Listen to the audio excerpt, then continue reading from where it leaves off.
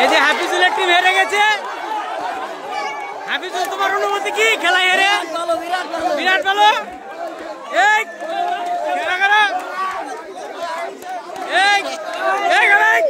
তোমার অনুভূতি কি নাই খেলায়?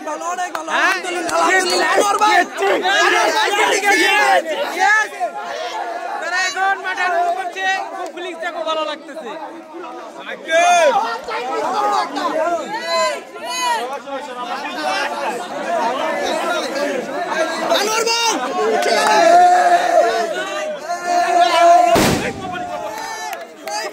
কান কোন ফাড়াই লাইছিস রে?